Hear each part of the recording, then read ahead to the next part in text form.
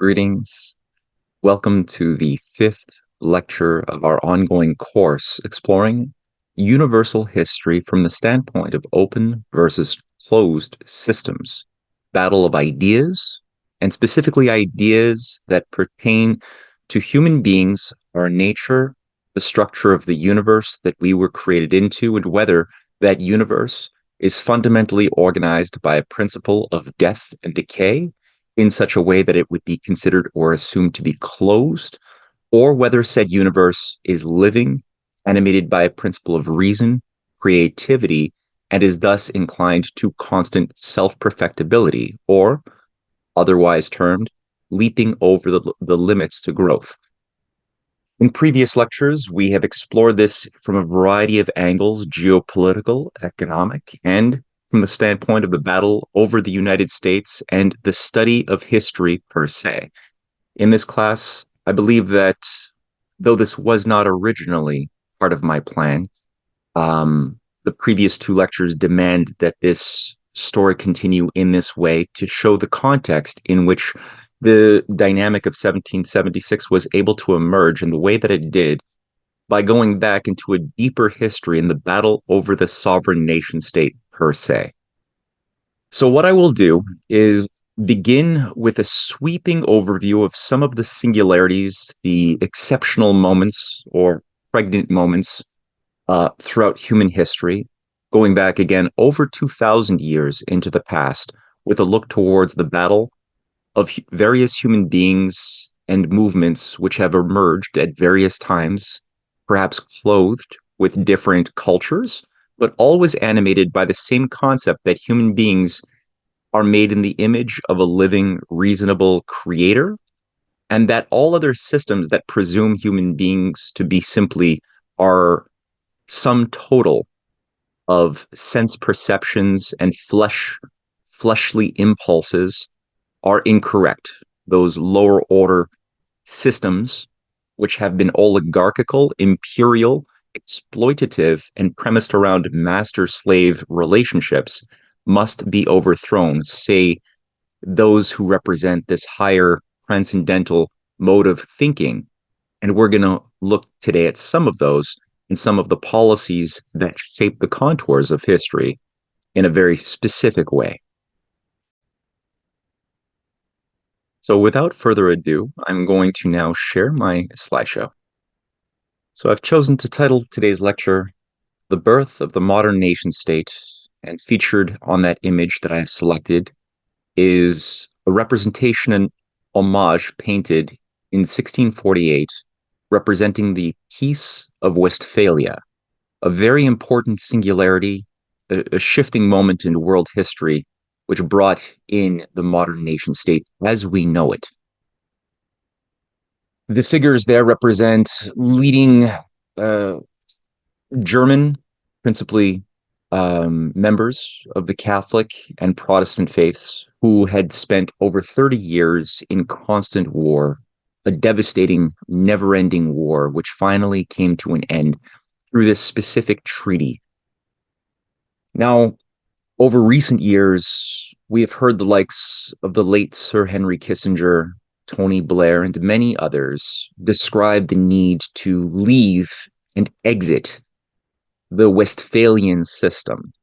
Of course, referring to, in the case of both of those men, the need to restore what they call a might makes right or responsibility to protect doctrine promoted by such figures as Lord Mark Malloch Brown, George Soros, and the hegemonists who have been utilizing banking and military power of the Anglo-American alliance to impose the will of a minority of elites onto the broad base of the world's population through force. So what is this Westphalian system that Blair, Soros, Malloch Brown, Kissinger have said we must exit? Well, we're going to explore that because when we do, we will come to see that there is a very important lesson to be learned. And that lesson will begin with part one, the principle of justice, might versus right. Or, as Sun Yat-sen, the first president of China, had said that it is time that we leave a world of might makes right versus and enter into a more mature stage of humanity whereby right makes might. Featured in that image in the background now is the painting by Raphael D'Estanzio of the School of Athens featuring Plato and Aristotle, his interlocutor, um, who represent two very opposing philosophies about the nature of humankind, the nature of our mind, and the nature of God and creation, and how specifically we relate to that creation in which we were created. And of course, Plato is holding in this his Timaeus, while Aristotle is holding his ethics, Nicomachean ethics. The founders of the American Republic, just as those who led in the orchestration of the Peace of Westphalia and the earlier Florentine Renaissance, which ended the Dark Age, the collapse of population across Europe into devastation, war, plague, starvation, those figures who I've alluded to in previous lectures and who we will continue to explore in this lecture and further ones were Platonists. They were followers and utilizers of the method of thinking extolled and developed by Plato in his many dialogues, and specifically when considering the political application of Plato's thoughts. Many of these, and I would say probably all of those, especially who came after the Golden Renaissance, had deeply studied paradoxes and thought experiments laid out in Plato's Republic as a dialogue over the question of, well, how does justice manifest, which is not about how necessarily simply one organizes a state, rather how one expresses justice within the law and how we create laws that are reflections of God's divine will, and how do we practically create institutions which transmit a culture that can create philosopher kings or transform kings into philosophers at the same time. Now, in the course of Plato's brilliant exposition of the Republic, he takes the reader through a series of experiments by first beginning with a battle between Socrates and Thrasymachos. Thrasymachos in book one representing the oligarchical ethos, the Nietzschean ethos of might makes right being the source of justice or definition. And he who can satisfy his pleasures while punishing his enemies and rewarding his friends is he who wields justice the best, says Thrasymachos. Socrates, however, demonstrates through a dialectic process that there are profound paradoxes within Thrasymachos' theory, namely that in many instances, the laws that prevent the oligarchy from being able to engage in license to do what they will is itself created by movements of human beings whom the oligarchy sees as inferior to their higher elite strata. Now, Thrasymachos believes that the masses thus are inferior, and yet the masses who have created laws and customs to keep to impose forces of constricting conscience onto our passions have yet still a power over the superior oligarchy, which Thrasymachos sees himself to be a part of, meaning that the oligarchy would not actually be superior if they have suffered to be imposed by the inferior will. So this is just one of many paradoxes built up. But the question then it still remains, well, what is justice if it isn't what Thrasymachos defines it to be?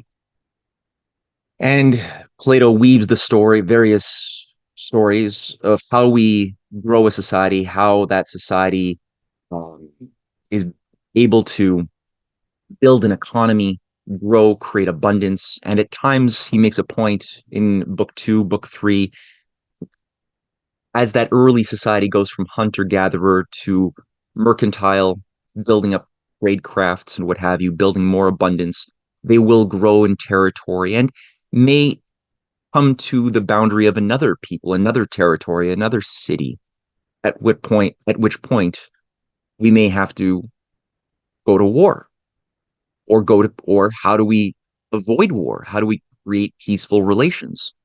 And he basically built up his dialogue around how do we create guardians, leaders who are capable of deciding what is just, how do we initiate a just war or a just peace, and how do we initiate or administer justice per se through those laws. And he also points out that if we don't solve this problem, society will forever be locked into systems that cyclically go from democracy into anarchy into complete chaos, which forces a response of order being imposed that leads to tyranny, that creates tension by being tyrannical, being oligarchical, which results in a pressure cooker that explodes of revolution into anarchy and so on and so forth forever, unless we can solve this problem, which he alludes to without giving, as he never does, a crystallized answer. He challenges his readers to think about where the fallacies are in his dialogue. One of those fallacies that I must say is based upon his presumption that human beings, those guardians that will need to be trained, must be bred like animals. Not the logic of how a human being breeds dogs to guard our house is the same logic that can be extended directly into the human domain to breed leaders. And thus, there will be certain fascist consequences if we don't evaluate a qualitative difference between man and lower forms of animal life, which is the substance of all of his dialogues, including the special first book of Republic. So, all that to say, these ideas inspired many creative strategists throughout the centuries, but it did not get a chance to take hold until much later. And even there, whenever we saw that representatives of the Platonic school were able to actualize power, too often it was short lived, and the institutions that they created to advance human progress were undermined and sabotaged by forces who were beholden to a very different philosophy. One of the followers of Plato during the time that Rome was slipping out of its republican traditions and beginning to slide into the corruption of empire was a figure who was named Cicero. And Cicero, at different times, acted in a very high status within the Roman government and always made the point when those around him attempted to define what he was as being either a Stoic or an Epicurean, he always said, I'm neither one of those, although he had friends and allies who considered themselves Stoics on the one side and Epicureans on the other. He said he always instead defined himself as a Platonist, as a follower of Plato throughout his laws, his book on Commonwealth, and many of the Platonic dialogues he often wrote in the form not of didactic treatises, Platonic dialogues, knowing that that is the way to engage in the creative powers of a reader who is expected to use active thinking and generating hypotheses in order to be sovereign and not simply memorize finished answers and then repeat, which is not using mind, it is simply using memory. Of course, just to be clear, the Stoic philosophy was one which tended to cripple the emotional state, the liberated emotional state needed for human sovereign thinking to occur. You need to have free emotions, where the Stoics would rely too much, Cicero believed, on the matter of duty, of cold, formalistic rules that governed behavior and decision making. The Epicureans, on the other hand, were making errors in the opposite direction, sabotaging the powers of reason in favor of a moral philosophy that had deep philosophical and metaphysical implications that over accentuated pleasure. Pleasure not of the higher sort, but of the lower sorts, which again disrupted the needed harmony of the inner city, the inner republic that is the metaphor of each of our souls and hearts and minds that must be taught in time to work together for individuals to be truly wise and thus capable of manifesting philosopher kings in the truest sense of the word. So in his laws, those parts of his laws at least that have been preserved, Cicero, who like Socrates earlier was assassinated, was murdered by forces that preferred his way of thinking to not be permitted in that society. But Cicero wrote that even if virtue is weighed according to its gains, not according to its own nature, there will be one virtue which will most correctly be called badness. Insofar as each man judges what to do according to his own convenience, so little is he a good man, so that those who measure virtue by reward consider nothing to be a virtue except badness. Where is the benefactor if no one acts benevolently for another's sake? Where is the grateful man if even those who are grateful do not respect the person to whom they return a service? Where is sacred friendship if not even the friend himself is loved for himself, with whole heart, as it is said? Even he should be deserted and cast aside when hope of gains and profits has been lost. What more monstrous thing can be said than that? But if friendship should be cultivated for itself, human fellowship, equality, and justice should also be desired for themselves. But if that is not so, there is no justice at all. For the most unjust thing of all is to seek payment for justice. He's, of course, referring here to the type of definition of justice as developed by Thrasymachos or Callicles within the Gorgias dialogue, or the modern British Empire, which has followed the rule of the British Empire, has no permanent friends, only permanent interests. That idea that justice is only based upon what good you can get for yourself, and that your friendship with another is based entirely on what they can get for you and what you can give to them, is actually simply forms of egotistical selfishness masquerading as virtue, which he makes a point should rightly be called badness. And as such, the word loses all meaning.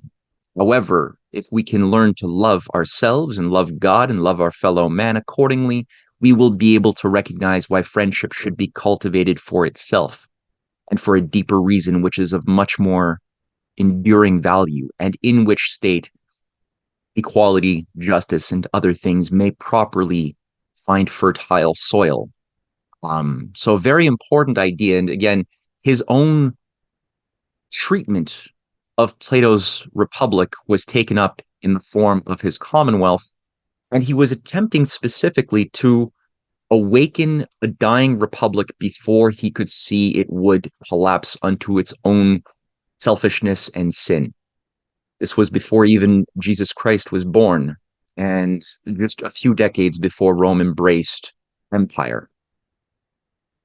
To be clear, though Rome always had problems, as did the American Republic, there were always hypocrisy and self-contradictions at the very least. During the centuries before Rome became an empire, it was a republic, and before that, it was a kingdom for several centuries. Now, as a kingdom and then a republic, it had certain values, certain virtues that were premised more on attempting to create a society that would be capable of meeting the needs of its citizens, that did not engage in betrayal of its allies or unwarranted territorial expansion. And what we see there is an image of Rome on the one side, previous to it becoming an empire, and in purple, Carthage at its largest expanse before the first of the three Punic Wars, wars waged whereby a 200-year peace treaty that had endured between Rome and Carthage came undone. And at that point, Rome began to lose its soul, as Cicero and later St. Augustine identify, by betraying their old ally that together they had worked in partnership at various times to support each other, with Carthage having great seafaring powers and economic powers, while Italy had land power, and together they shared their talents in the defense of each other against such things as the Persian Empire and other conflicts. When Rome began to betray that partnership and instead began to look at territories of Carthage as something it should own instead, to great injustice and for the suffering of justice, it began to lose its mandate of having. And there we see Rome at its largest extent territorially, having grown by 117 AD to a vast, vast extent of the known Mediterranean world. And by 390 or 400 in this case, what we see is Rome no longer being able to support itself and having expanded through pillage, through the stupidification of its own people, through bloodlust, games of the Colosseum that was part of the bread and circuses that made people become too engaged and addicted to adrenaline experiences of gladiator matches and Christians being murdered by animals and other people. What we saw was, much like today's Western world, a society that lost its ability to support itself, what one could call the moral fitness to survive. And in order to just survive a little bit longer, the empire was cut into two, with an eastern and a western half, the eastern becoming the Byzantine, the western taking on a different destiny. Living through the first wave of Visigoth attacks that sacked Rome, Augustine had written his City of God as an analysis of how Rome came to this point of collapse and calamity. And he writes in notes, citing Cicero as his source and his other research on historiographic literature available to him, saying that after the destruction of Carthage and before Christ's coming, the degradation of traditional morality ceased to be a gradual decline and became a torrential rush. He's referring here to the third of the Punic Wars. Carthage delenda est was the name of the motto, which saw a defeated and surrendered Carthage attempt to have a noble surrender, which was ignored by the leadership of Scipio and other Roman conquerors, who said instead that no, we must destroy and raze to the ground Carthage, destroying and killing all men, many young men as well, who might grow into adulthood with a desire for vengeance. Those young men, those boys had to be killed, and the women taken into slavery with the children. And as Augustine rightfully says, the loss of traditional morality became the gateway towards complete self-destruction and decadence. He also says in his City of God, which was his own iteration of Plato's Republic and Cicero's Commonwealth, he writes, if the values of Christ's teaching had been practiced rather than license, Rome would be prospering. But now there is despair, and even the true Christians must submit to endure the wickedness of an utterly corrupt state, and by that endurance to win themselves a place of glory in that holy and majestic assembly, as we call it, on the heavenly commonwealth, whose law is the will of God. Even though Rome had nominally become Christian, he clearly sees that the overarching morality of the pagan mystery cults, of the degradation of the high priesthood, never disappeared. And without true Christianity, which he always identifies within the book of Matthew, as exemplified by the ability to love God and love yourself and love your fellow man, as the basis of any true foundation of a real relationship to the Bible. If you do not have that, and instead are simply practicing ritual and memorizing text, you cannot be Christian, and you will always suffer the deeper immoral cultural impulses of a decaying society.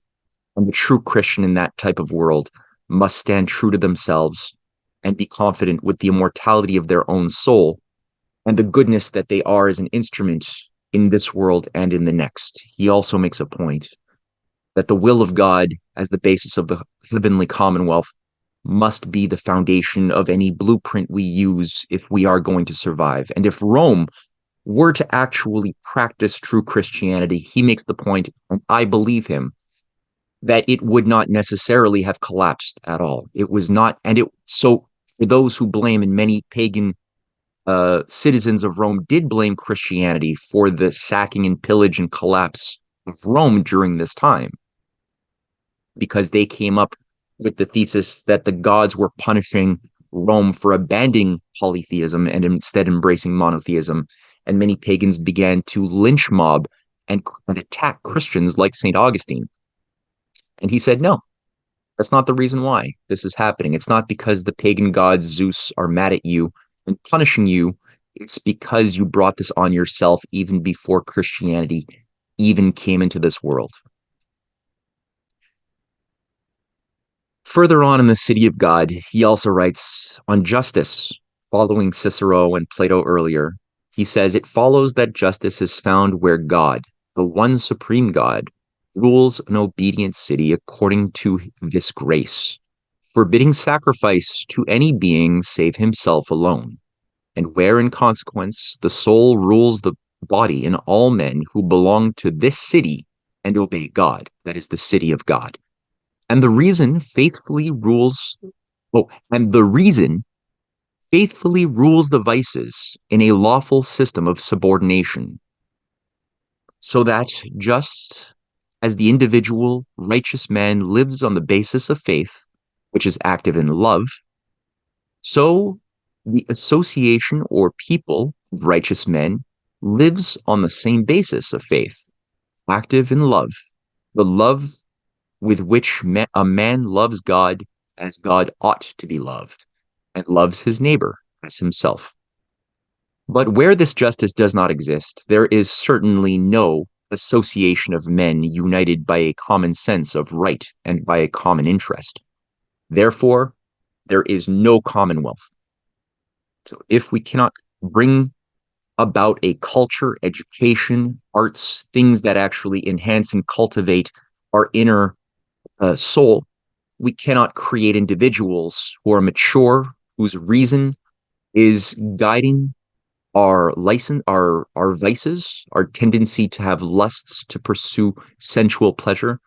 If reason is not governing that, then we don't have sovereign people. We have a society of miniature tyrants, incapable of governing themselves and thus incapable of governing their broader society, and thus needing always to be governed by a higher elite class of high priests. No commonwealth. Unfortunately, the world that St. Augustine lives in at the time does not take heed to his important lessons, and we see Rome fall into a deep collapse, whereby various warlord Viking tribes from the kingdom of the Franks, the Merovingians of Clovis, otherwise called the sorcerer kings, who even maintained the status of the sorcerer kings even after Clovis the First nominally became Christian. The Ostrogoths, the Burgundians, the Visigoths, the Gepids, the Vandals, we see they're represented by their various territorial acquisitions after the Western Roman Empire had come into a collapse. And the populations of Rome had collapsed by over 90%. It was disarray, very similar to the Warring States period prior to the Han Dynasty, or the 4 centuries of warring states in China after the Han Dynasty had collapsed and the Silk Road fell into disarray between 200 AD and the emergence of the Tang Dynasty in 618 AD. very similar process. Whenever, in the case of China, the mandate of heaven was lost, and Confucian principles outlined by Mencius, by Confucius earlier, that were dominant in the Han Dynasty were lost. Those were periods of social decay, divide, division, discord, and turmoil. Whenever those Confucian principles were restored, the meritocratic system was restored, and a concept of the well-being of the self as being premised on the well-being of our neighbors was revived. We saw things like the growth of the Silk Road and the revived Silk Road under the Tang Dynasty. And similarly, the case can be said with the European experience as well. Which brings me to the case of Charlemagne, who has been largely obscured. His who he was, what he did, why he did it, and how he did what he did were all largely written and obscured out of our conventional history books, which is why this features so prominently in much of my work and the works that I used by amazing historians such as Pierre Baudry, who did much of the work that I found to be of greatest use in how Charlemagne was able to do something very special, following the principles of St. Augustine. So even though St. Augustine had died and Rome collapsed into chaos, within several centuries, Charlemagne, King Charles, as some called him, was able to unify Western Europe once again, and undo the damage of the warring Viking, pagan, mercenary warlords. This he did largely through the success of his brilliant grandfather, Charles Martel, who was then the mayor of Paris, who was an enemy of the Merovingians and was able to overthrow the Merovingian sorcerer kings and create a new dynasty where his son Pepin, the father of Charlemagne, expanded the Carolingian Empire, unified through the Frankish kingdom, the adjacent regions, and grew it to a very large extent. Now, that we have in blue is Charlemagne at his accession, the territory at 768. The territories added before his death in 814 are there in green, and tributary states are in yellow. Now, Charlemagne, one thing about him is he was additionally a grand strategist who followed the advice of leading figures like Alcuin, an Augustinian strategist who was trained in the monastery of Clogmacnoise in Ireland, sort of it was known then as a Platonic school of Athens that had taught tradescrafts, arts, astronomy, theology, the transcription of sacred texts. And this was for several centuries an incubator for great philosopher kings and advisors, Alcuin being one of the most prominent, who, after his experience there, went back and led in an Augustinian revival, whereby Charlemagne was able to reorganize the entire economy, declare war in many ways on the nobility of the empire that he had to contend with. He ushered in internal improvements, the training of orphans en masse to learn how to read and to participate in transcribing religious texts and other classics. There was something known as the Carolingian Renaissance, which saw an explosion of population as well as quality of life. New architectural designs were brought about that were sponsored by the state. Renovation of aesthetics into a higher art, a Carolingian revolution in architecture. Canals began to be built, roads, internal improvements, and most importantly, peace became a focus of foreign policy, especially when it came to adjacent societies of the Jewish Khazarian or the Muslim Abbasid dynasty of Harun al-Rashid, as well as even the Chinese Tang dynasty on the other side of the world landmass, the Eurasian continent, which was then still reviving and growing the Silk Road. There we have a French painting featuring an homage to Charlemagne and Harun al-Rashid, featuring a Christian delegation from Charlemagne's Europe, his courts that went into Baghdad to meet with Harun al-Rashid, and peace deal was signed since there were what are known as ultramontane imperialists among the Vatican within Rome who were attempting to create, even then, in the 800s, 790s, a religious war between Christian and Muslim that would be a forever crusade to take back the Holy Land, which was the argument passed or advanced by Pope Stephen III, which was trying to encourage Charlemagne to go and take back the Holy Land from the pagan Muslims.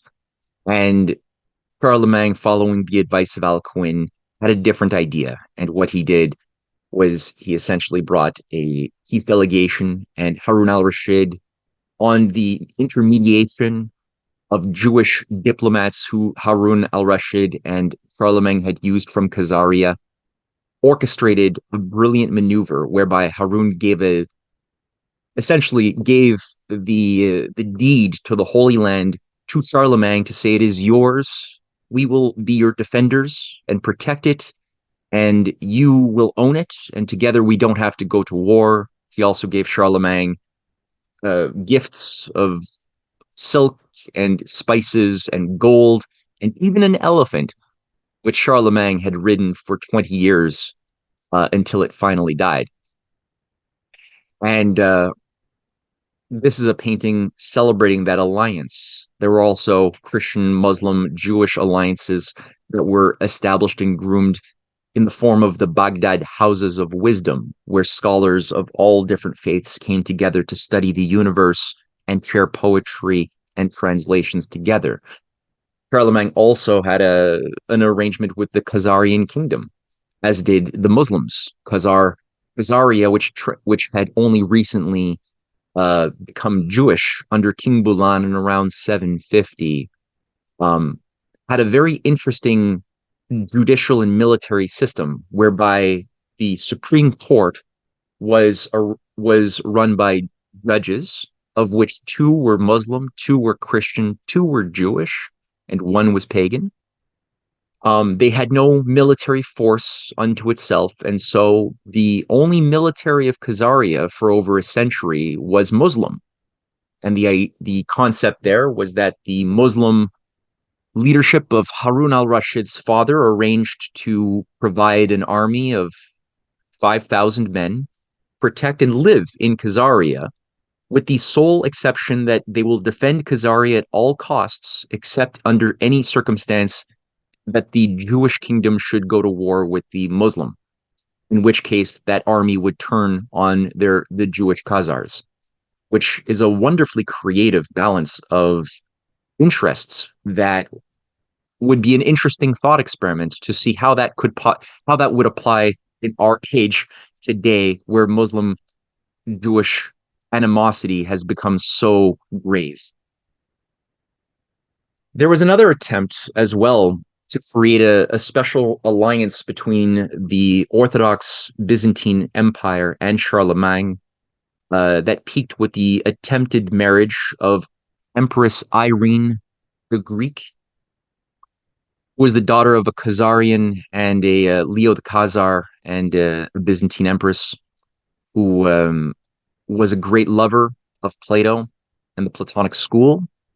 She had agreed to the offering to have a marriage with Charlemagne, and as such avoid the animosity which certain divide to conquer strategists wish to have between Charlemagne and the Byzantine Empire that might have gone to war at various times.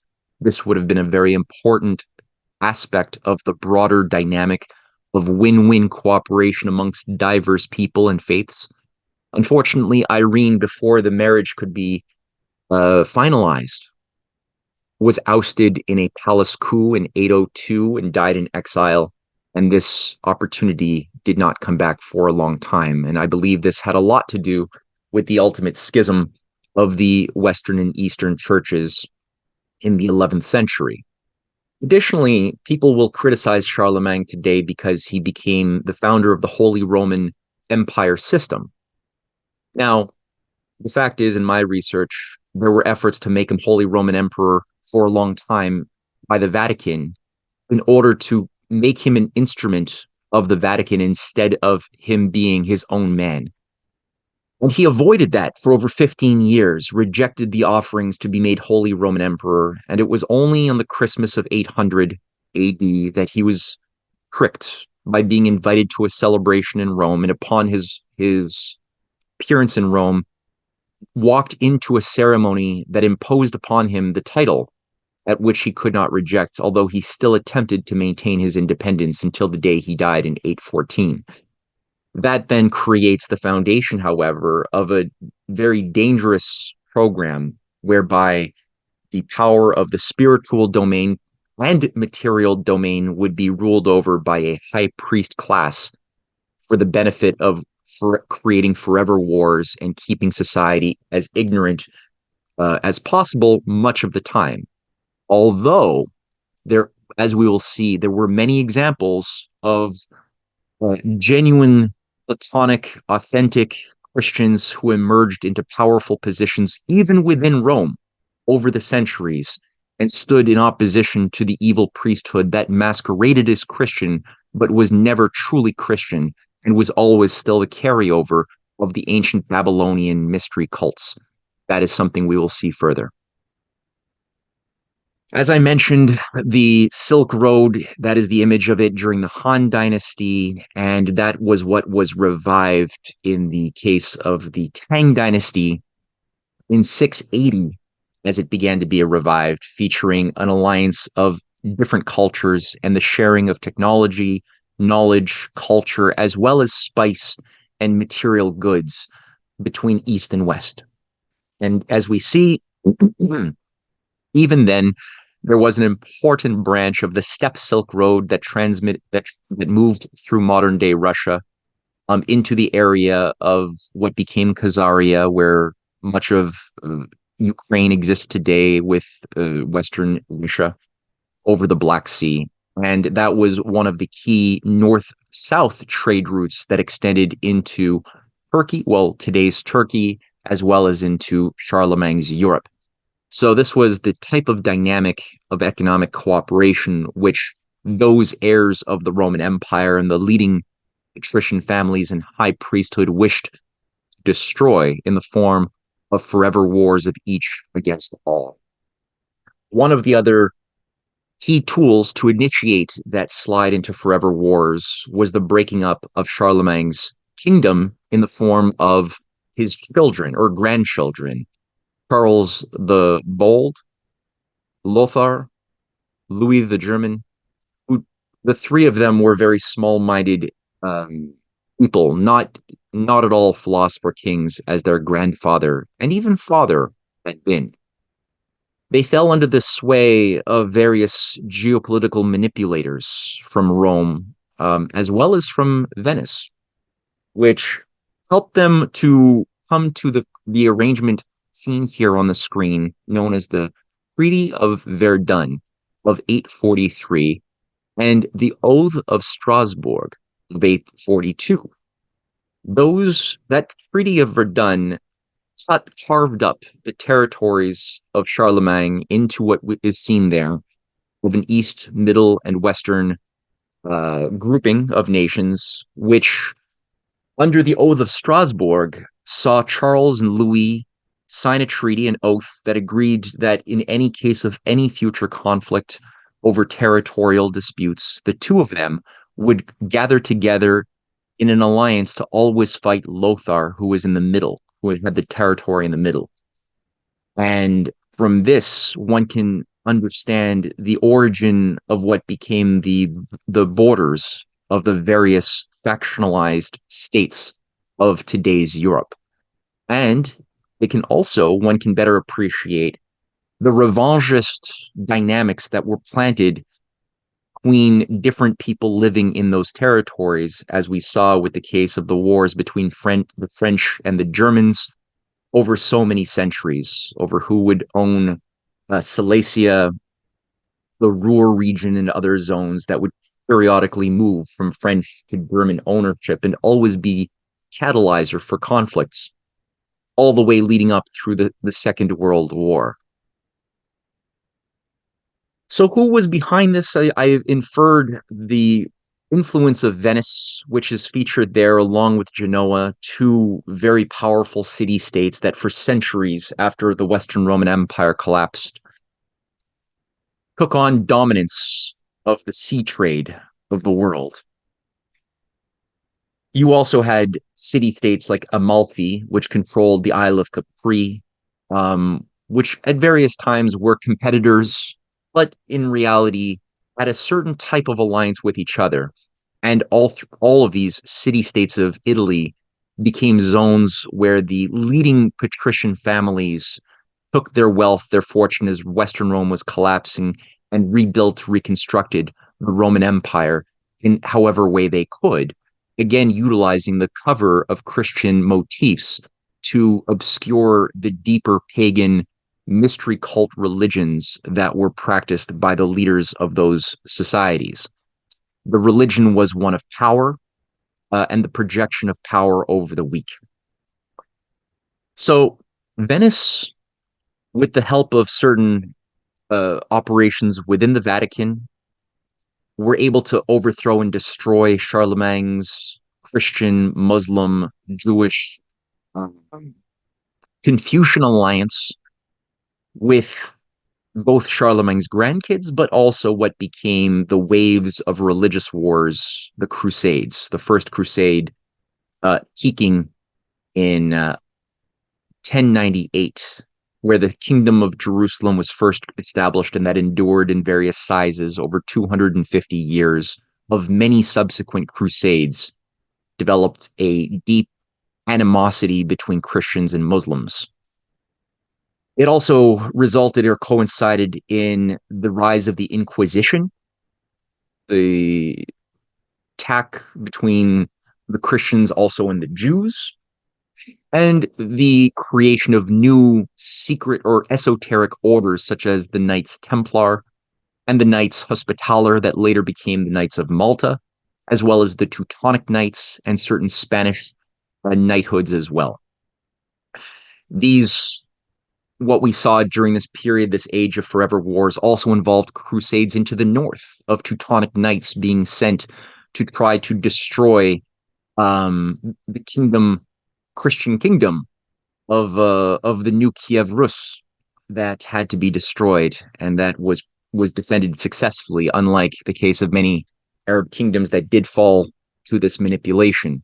We also had esoteric Arabic orders that were Muslim on the surface, but cult pagan on the inner core, such as the Assassins, the Hashashins, that worked closely with the Templars in assassinating leaders from both Christian and Muslim world, who occasionally created foundations of peace, as Saladin had done, the Great, in various attempts where he survived assassination attempts and yet still worked to do what Charlemagne had done for Europe, but in the case of the Arab world.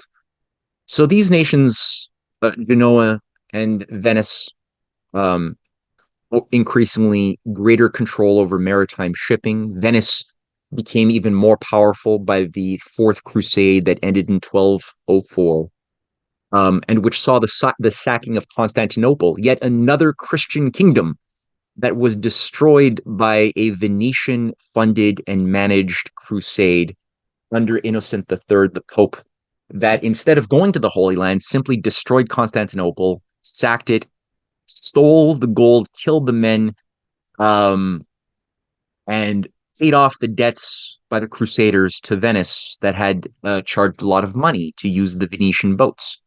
So Venice was able to destroy their senior partner. They were typically legally under the Byzantine jurisdiction. However, after this, the Byzantium system became very much weakened, and Venice grew, becoming the senior leader of that empire, replacing Byzantine, and Constantinople suffered some very devastating blows in 1250 and then in the early 15th century, utilizing where Venice was able to direct their hordes of Ottomans in order to, just like the US has used neo caliphate aspiring ISIS agencies under the Muslim Brotherhood as proxies to destroy and weaken their enemies, whether China or Russia or Iran.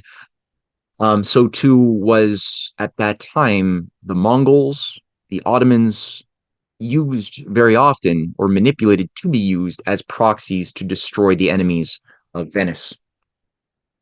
Keeping in mind that Marco Polo, the Venetian explorer, was both himself as well as his father were advisors Ogedai Khan, who carried out much destruction for the world and nearly took control of Europe during a very important moment in the 13th century.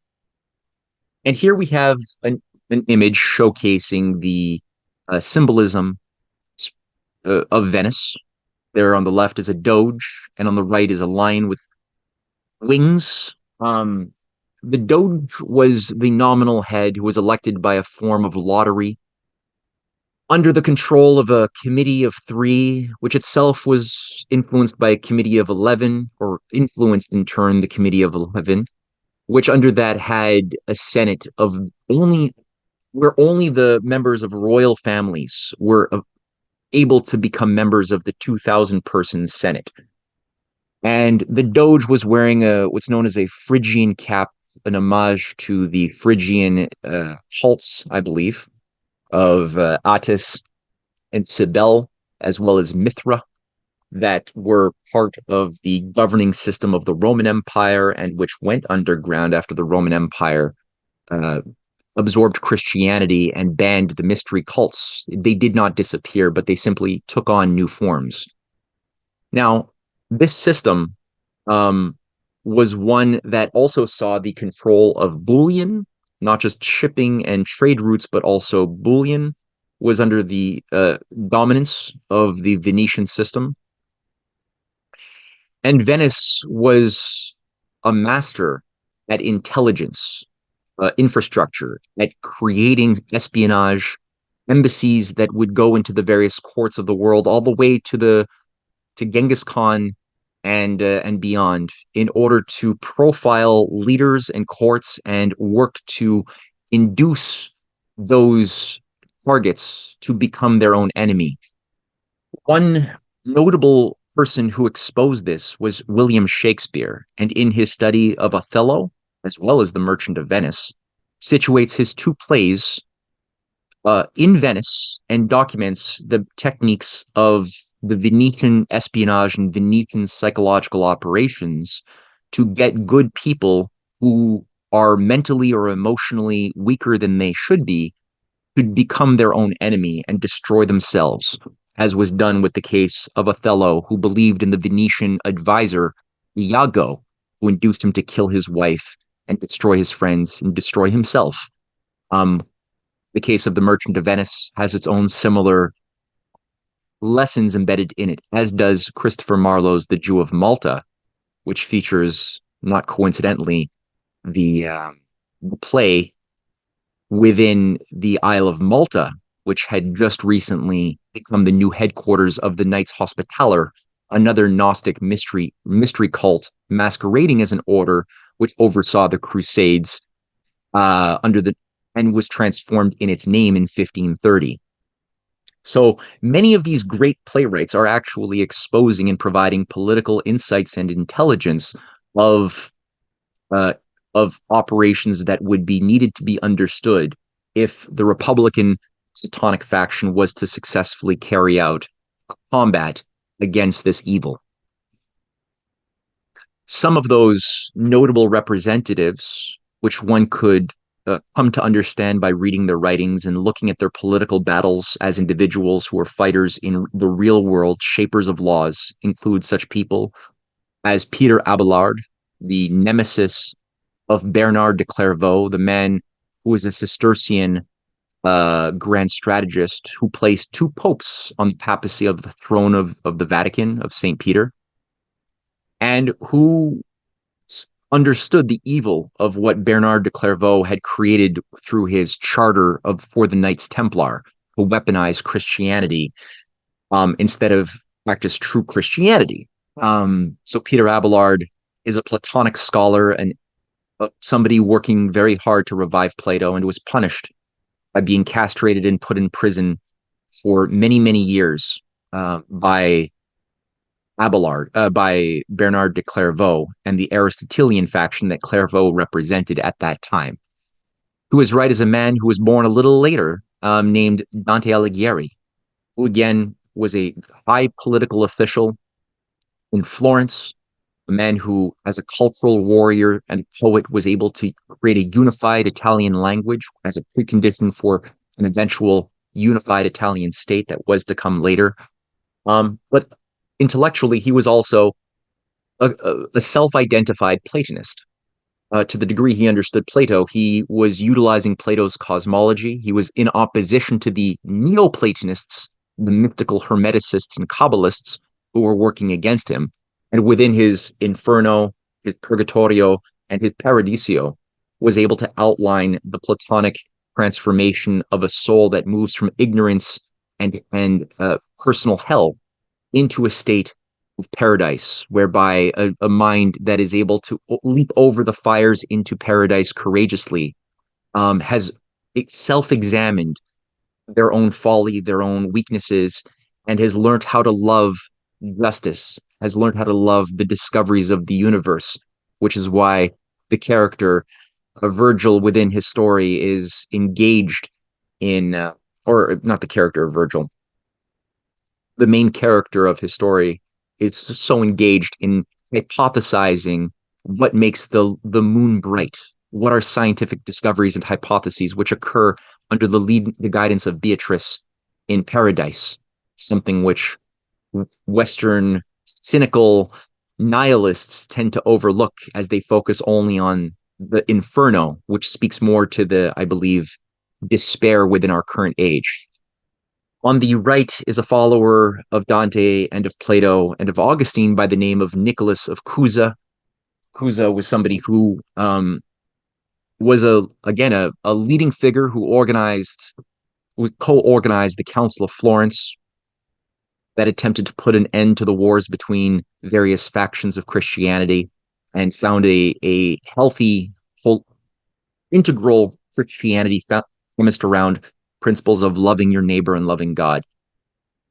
He was an advisor to kings, to generals. Even his student and ally became Pope Pius II, who played a very important role in ushering in legal reforms, both within the Vatican and the mystery cults, and even brought in the war against the witch covens and satanic programs that had emerged during the Dark Ages, where the European population had collapsed, flagellants, end times cults had increased, and witch covens, various satanic groupings and cults had blossomed everywhere, from Switzerland, from the Monte Verita to Italy's Nursia Mountains, where the Apennine Sibyl had become the central command of a big part of the global black mass. And this was what was warred upon by Cusa, by Pius II. Piccolomini was his name. And Nicholas of Cusa was also somebody who had a lot to say about statecraft. And he writes in his De Docta Ignorantia on the nature of the type of society that would need to be created in order to have a durable republic of love and of coexistence. He describes here in 1433, saying that there is in the people a divine seed of virtue by virtue of their common equal birth and the equal natural rights of all men, so that all authority which comes from God, as does man himself, is recognized as divine when it arises from the common consent of all the subjects. This is that divinely ordained marital state of spiritual union based on a lasting harmony by which a commonwealth is guided in the fullness of peace towards eternal bliss. Again, his work on statecraft, as well as his work on science, are interwoven completely, and many of his insights into statecraft as well as into science gave rise to the later works of Leonardo da Vinci, who was a student of Cusa's works. as well as Johannes Kepler, who applied Cusa's method in his own investigation of the heavens that bore the fruit of the three Keplerian planetary laws of motion, and especially the harmonic law that Kepler demonstrated by proving that Plato's hypothesis of the outlined in the Timaeus dialogue 2,000 years earlier of a harmonic geometrical and musical set of relationships that are found within a musical string that we build to create an octave and that we identify soulfully as enlivening us to recognize beauty as well as reason is also the same principle at play within the planetary orbits around the sun. And if one reads Kepler's writings, we could see direct references that Kepler makes to Cusa directly. So Cusa is a major player in the development of the nation state as well as of the development of science together, as was Plato.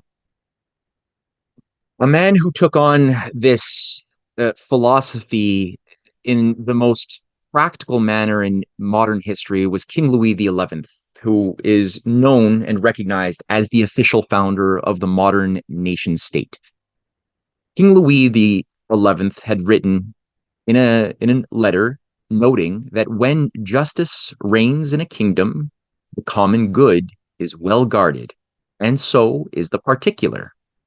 Because justice is such a virtue that maintains a human company and common life, providing that everyone makes a wise use of common things as common and of particular things as particular. Again, he's striving to balance what has typically been kept as irreconcilable principles of the common good and individual good, personal liberty, and the general welfare. Those, from the standpoint of a true Platonist, as Louis XI was, those are not incompatible, but can only be harmonized in the case of a truly mature mind and a truly set of mature emotions, which sees that our freedoms are deeply connected to our duty. They are not freedoms to simply eat whatever we want to eat or have whatever pleasure or sex we wish to have at any given moment. The true freedoms are freedoms that come with responsibility to defend them and that require a cultivation of the emotional state and the aesthetical state to recognize higher beauty, such as we find with a Mozart composition or symphony or a higher form of artistic expression. The joy of discovery, the joy of sharing, the joy of true charity are the higher joys with which a true philosopher king or anybody of that status must aspire towards. And King Louis XI was also a major reformer who saw himself in many ways walking in the traditions of Charlemagne, and who was a legal reformer who punished many of the oligarchs of France and ensured as a peacemaker that the war chests of the French treasury would now be used between 1461 and 1483 as he ruled into internal improvements. We saw a great blossoming again of manufacturing, textiles, internal improvements, and peace agreements with France's neighbors. This also inspired another ally and admirer of Louis XI in the form of Henry VII, the Tudor king, who was advised by Cardinal Morton, another Platonic humanist who trained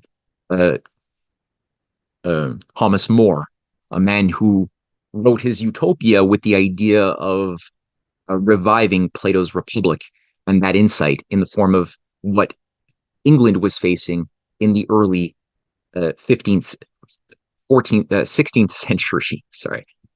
Now, the problem here for Louis XI and Henry VII and their many allies around Europe that wished to create a new age of brotherhood and true Christian feeling was the Venetian manipulators, the deep state that had spread itself as fifth columnists within the various courts and political economic systems of Europe that usually were maintained by certain hereditary bloodlines and families from different parts of Europe that were all in alignment with a common philosophy of man must, as a beast, to be ruled over by higher beasts. But what we see from the writings of many of those living in this early period of the Renaissance was a deep awareness of the evil and nature of Venice and Venetian methods, where Cosimo de' Medici described the Venetians, saying, "Association with the Venetians brings two things which have always been rejected by men of wisdom, perdition and disgrace." Ludovico Sforza, another Italian leader of Milan, a lover of the Renaissance, uh, wrote of the Venetians, saying, "The Venetians are obstinate and hardened, always keeping their mouths open to be able to bite off power and usurp the state of all their neighbors, to fulfill the appetite of their souls, to conquer Italy, and then beyond, as did the Romans, thinking to compare themselves to the Romans when their power was at its apex."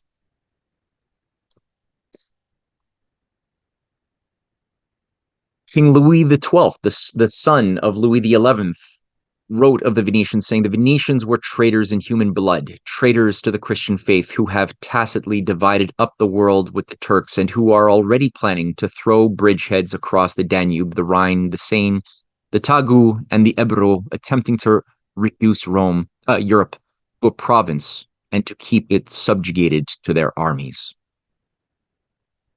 Pope Pius II, Piccolomini, had noted, the friend of Cusa, saying that as among brute beasts, aquatic creatures have the least intelligence, so among human beings, the Venetians are the least just and the least capable of humanity.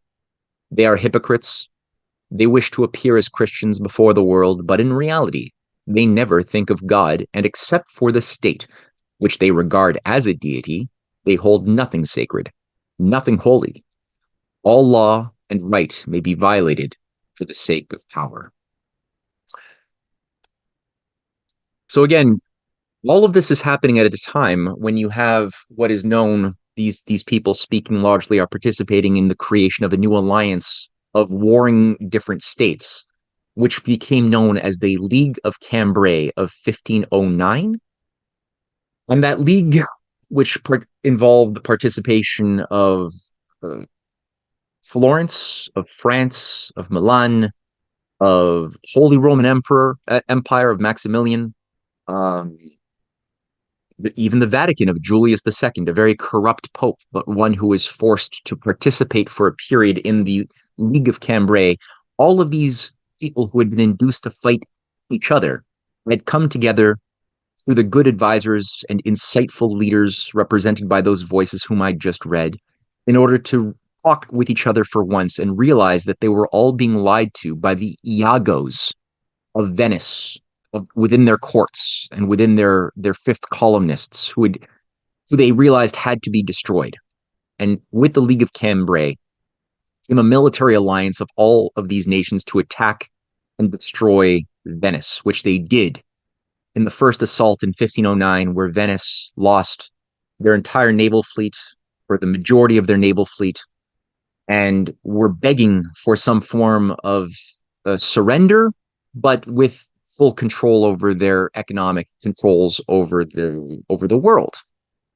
And unfortunately, due to a treacherous set of deceits and back channels within the Vatican, Julius II accepted a Venetian bribe, broke up the League of Cambrai, took the Holy Roman Empire with him of Maximilian I, who did whatever the Vatican said.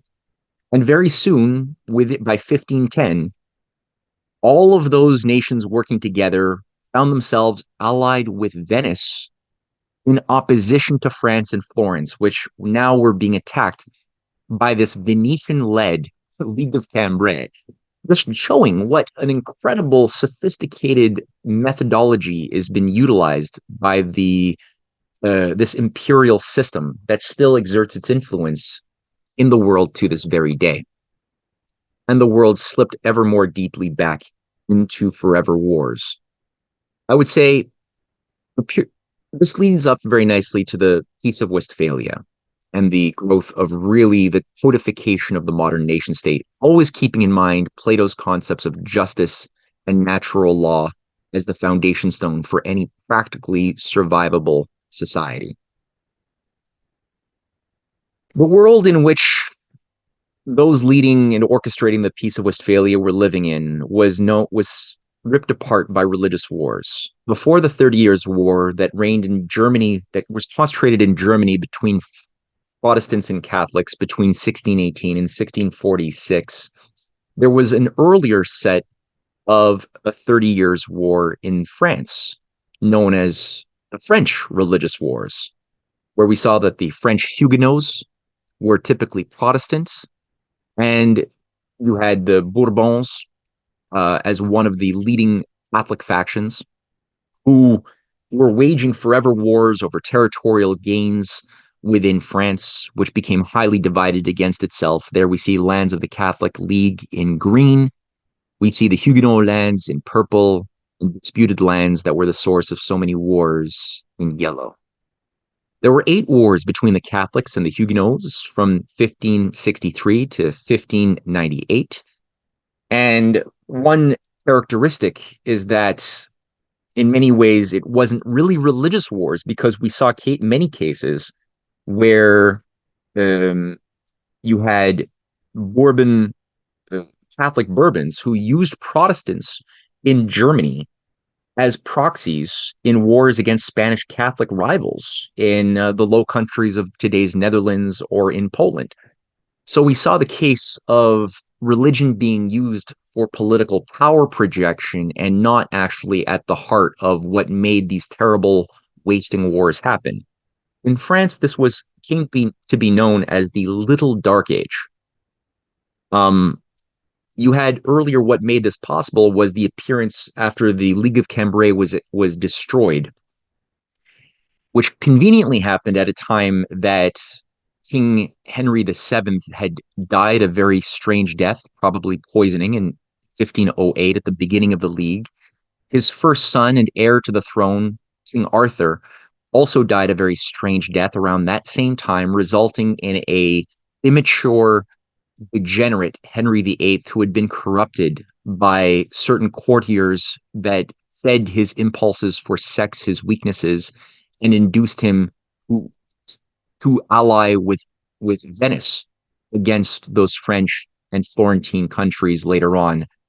Now, what King Henry VIII had done along the way that was also very useful for those seeking to have forever wars is, in response to the newly created Protestant movement that had emerged under Martin Luther, which gave rise to more religious wars between between Catholic and Protestant.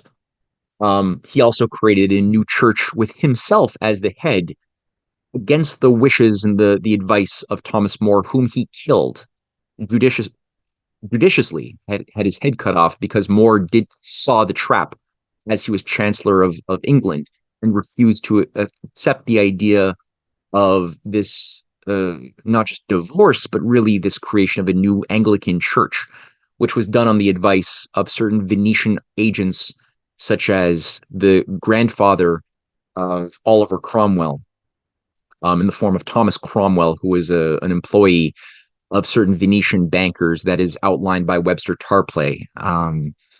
And the idea of creating this new type of schism only benefited, again, forever wars. Within the early battles, what we saw was the Knights' Revolt. We saw the German Peasants' War, where over 300 peasants, Protestant peasants, were killed. And it was just a formula for a success of the Dark Age that the empire wished to bring about.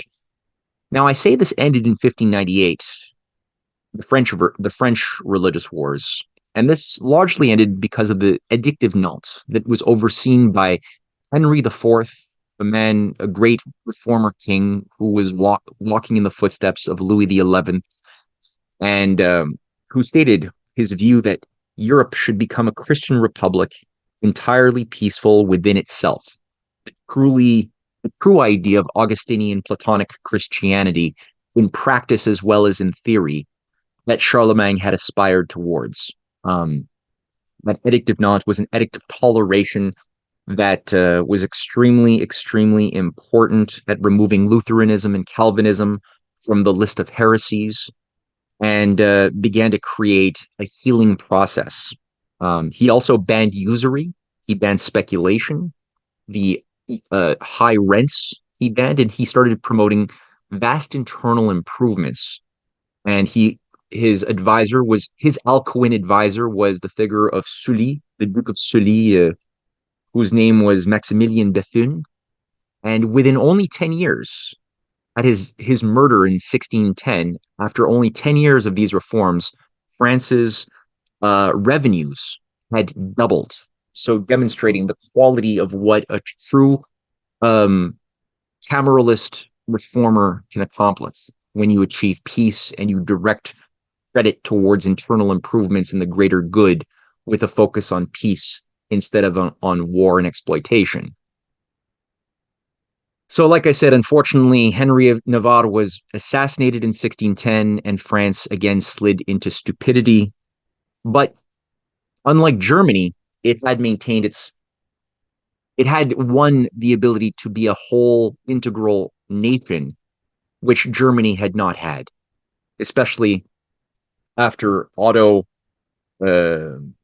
Otto the First, a great great grandson of Charlemagne in 890, had made a foolish agreement to fully encode the Holy Roman Empire status the way the Vatican wished, as a physical branch of the Vatican on earth, entirely obedient to the Vatican, which was not fully the case before Otto the First.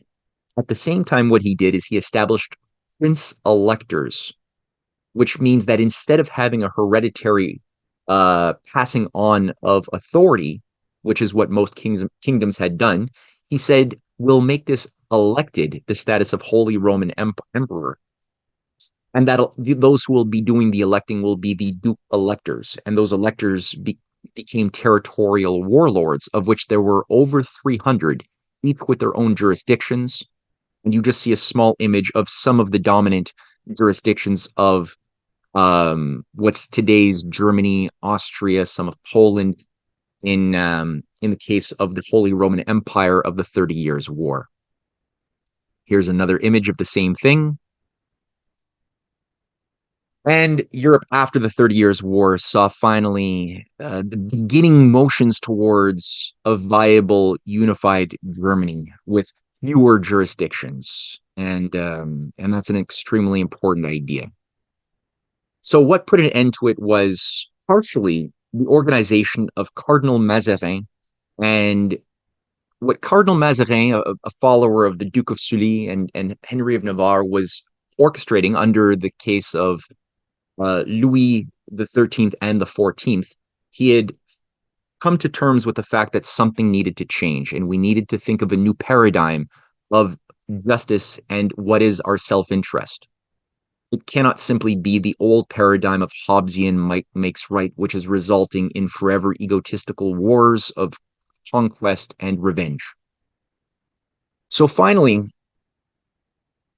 Cardinal Mazarin, after years of diplomatic organizing, was able to bring all of the various participants of this war to agree on a series of treaties, or a series of agreements, of articles within the Treaty of Westphalia of 1648. And again, this is what Tony Blair, Kissinger had said we must abolish as we move into a one world government, an age post nation state. And now most people, when they think of, and they're taught about in political science, the Peace of Westphalia, which is taught in political science classes, they're taught that it is simply the first time that nations began to respect each other's right to be left alone. That type of negative interpretation of the right to be left alone is the very opposite of what actually caused the nation state system under Westphalia to become a success, which was not a negative force. It was not an absence of evil. It was a positive force, a principle of expression of agreement to think in terms of love. And much as I have not met in my years any political science student who has actually read the articles of the Treaty of Westphalia, of which Article 1 states explicitly that there shall be a Christian and universal peace and a perpetual, true, and sincere amity between his sacred imperial majesty and his most Christian majesty, as also between all and each of the allies and adherents of his said imperial majesty, the House of Austria and its heirs and successors, but chiefly between the electors, princes, and states of the empire on the one side, and all and each of the allies of his said Christian majesty, and all of the heirs and successors, chiefly between the most serene Queen and Kingdom of Swedenland, the electors respectively, the princes and states of the empire on the other hand, on the other part, that this peace and amity be observed and cultivated with such a sincerity and zeal that each party shall endeavor to procure the benefit, honor, and advantage of the other, that thus on all sides they may see this peace and friendship in the Roman Empire and the Kingdom of France flourish by entertaining a good and faithful neighborhood. The concept of the idea that my well being is premised on the well being of my neighbor, who may have been even my enemy, is a revolutionary idea, and one which finally took practical manifestation in a legal treaty after centuries of simply being an idea philosophically, but not practiced or acted upon in a serious way. Article 2 is also extremely important, whereby the treaty says there shall be on the one side and on the other a perpetual oblivion, amnesty, or pardon of all that has been committed since the beginning of these troubles, in what place or what manner soever the hostilities have been practiced, in such a manner that nobody, under no pretext whatsoever, shall practice any acts of hostility, entertain any enmity, or cause any trouble to each other, that they shall not act or permit to be acted any wrong or injury to any whatsoever, but that all that has passed on the one side and the other, as well before as during the war, in words, writings, and outrageous actions, in violences, hostilities, damages, and expenses, without any respect to persons or things, shall be entirely abolished in such a manner, all that might be demanded of or pretended to by each other on that behalf shall be buried in eternal oblivion. So again, it's nice to say, love thy neighbor and practice accordingly, and that your well being of your neighbor is based on your well being of yourself. But unless you can actually truly forgive, you cannot act accordingly. And so this principle was a very important thing to be agreed upon, that we shall learn to simply forgive past transgressions in order to begin to proceed as mature adults in repairing the damage caused by intergenerational conflict. So again, it was nice that all of these officials were able to agree. However, it was not a perfect peace. There was still animosity. As long as it was simply written down only on parchment, there was only so much that could be done, and it was only a matter of time before the war would begin once again. So the way to practically keep it sustainable is through transforming the conditions of life of people with a focus on the future, on their children, their grandchildren that are yet unborn, and creating new capacities by developing schools, by developing missions. And as the Bible says, where there is no mission, people perish. And such, we see the influence and importance of Cardinal Mazarin's student, his protege, Jean-Baptiste Colbert, who rose to become the finance minister of France, the superintendent of the finances, and one of the, if not the most important men for several decades in France, who had a great amount of influence over King Louis XIV, who was a foolish king in so many ways, who saw himself almost as a man god sun king, and had many viciously bad advisors who would flatter his ego and induce him to make very bad decisions. However, he also was not a black and white case and was able to also at different times receive good advice as well. And it was always a battle over who could influence the mind of this king. This is the case with many leaders throughout history who are neither total, uh, who are neither sovereign individual lovers of justice, nor are they corrupt evildoers.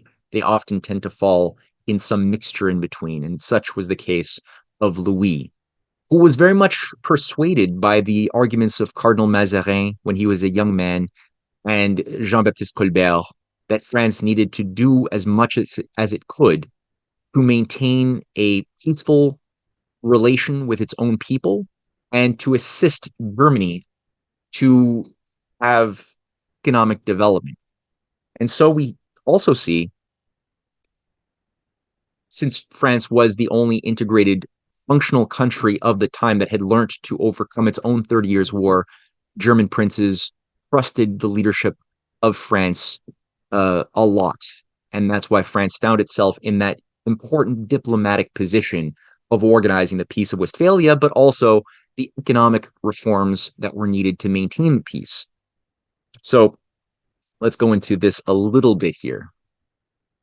For Cardinal Mazarin, once he was made, once he found himself in a position of political power, and that's a painting of him, he began to do several very important things, which were similar to what Franklin Delano Roosevelt had done when he achieved power in 1933, which was a full war reform the deep state of Washington in the case of Roosevelt, or the case of France, of Mazarin.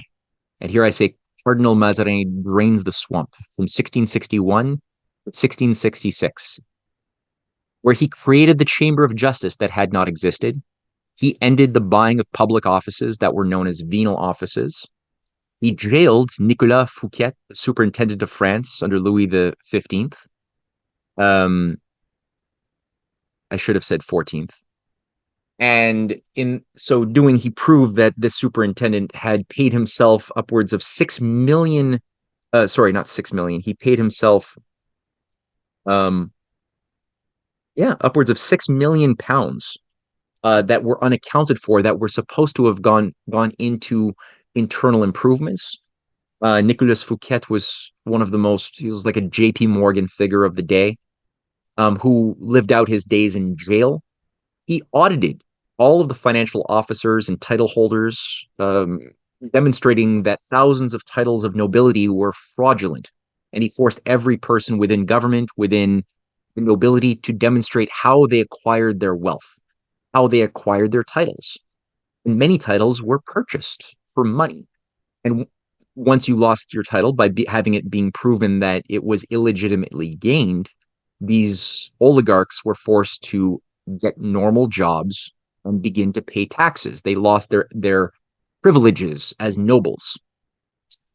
He ensured that only governments could collect, the government itself could collect taxes. No longer would the feudal lords be allowed to collect taxes and things of that sort. It was only the government. And he created a 5-year debt moratorium, since the debts were unpayable. There were debtors' prisons. It was destroying the potential productivity of the society, and that had to come undone. I'll also add a few additional things that are just very important to appreciate the level of battle, the drama that had to happen in order for the economic reforms to begin in a positive way.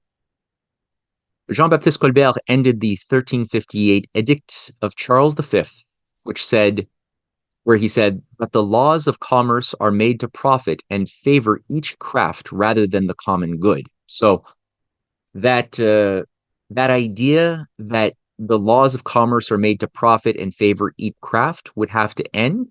And now instead, all manufacturing as of 1666 would be organized around financing and self-development that would be tied to conceptions pertaining to the greater good. So you wouldn't have textile manufacturers at war with agriculture, which would be at war with um, other trade guilds. You wouldn't have this type of a society at war with itself any longer, which was the case for centuries previous. He also imposed protective tariffs, which means he banned internal private tolls and taxes. He recognized in that sense that many of the much of the productive potential was being destroyed by each of the different feudal barons and lords having control of various waterways. Each one was trying to simply extract money through the use of their land, the roads that people had to move across, or the sea traffic over rivers that commerce had to move through. At each stage, one had to pay dozens or hundreds of tolls, making it economically impossible to develop commerce. So, after many years, Colbert finally ended that. He banned all internally private tolls, which made it economically, it incentivized the growth of economic development, entrepreneurialism.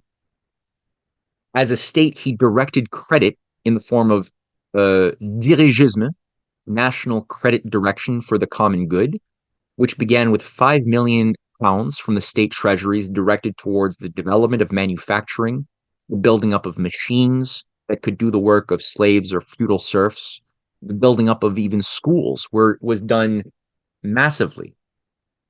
On that note, in 1666, it was the same year that he also created the Royal Academy of Science. He invited all of the greatest scientists, including Christian Huygens and others from the Netherlands and around the world, to come and study and work in France at the Royal Academy. He built the world's largest observatory, which saw the breakthroughs in many fields of astronomy during this period.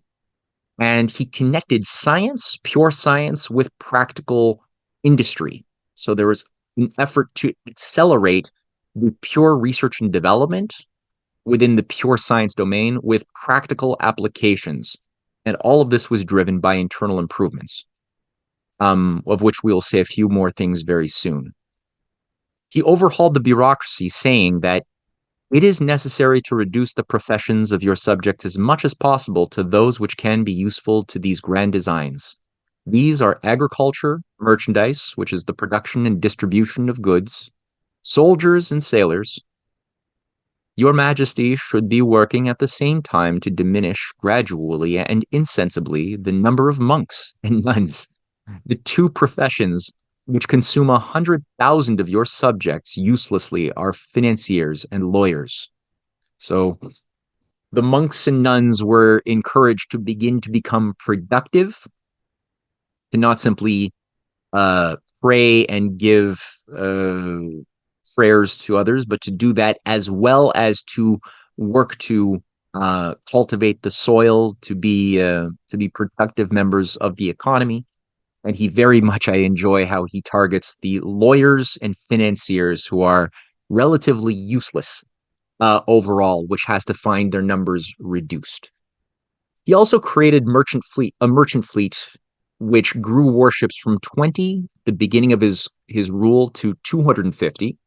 And he established job security, training, master's programs.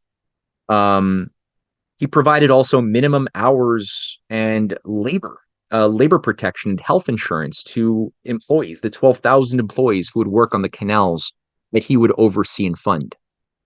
The biggest and most incredible of those canal projects, of which there were many both in France and in Germany and Russia, is the Canal du Midi, sometimes called the Languedoc Canal. And there it is being that we see in the illustration on the map, which Colbert is showing to King Louis XIV. Indeed, in sum, the canal was the largest infrastructure project of its time.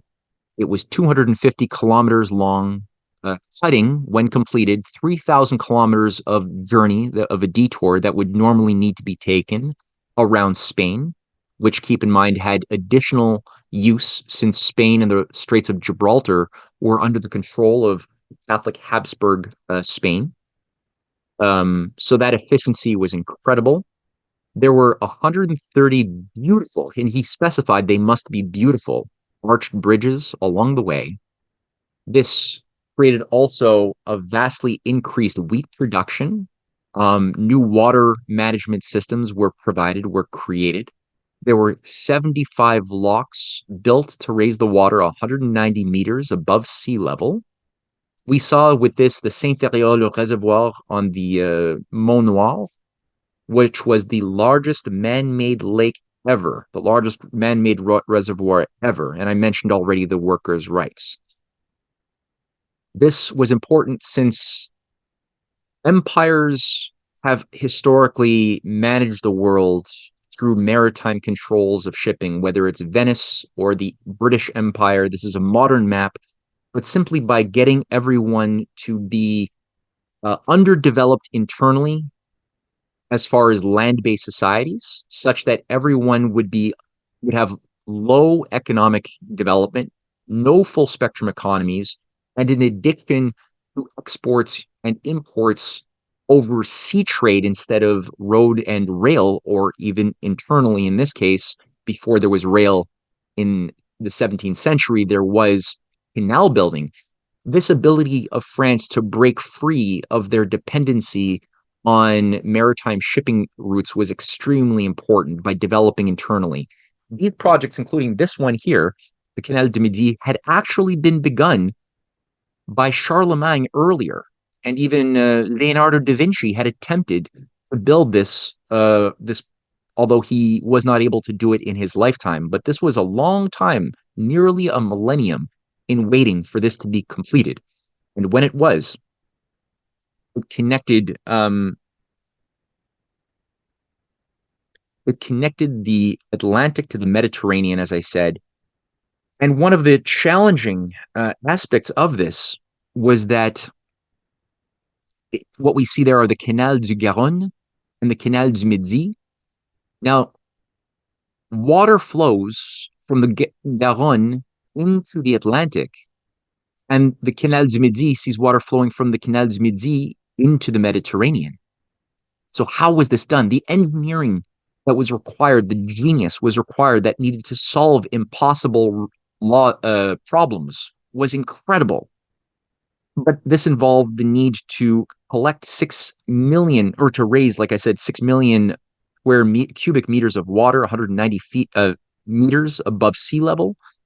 There needed to be an accumulation of water sources from dozens of different water sources and rivers and streams, including underground rivers that had to be channeled and brought into a place at the center of these two canals that could become a feeder utilizing gravitational flow of water in both directions.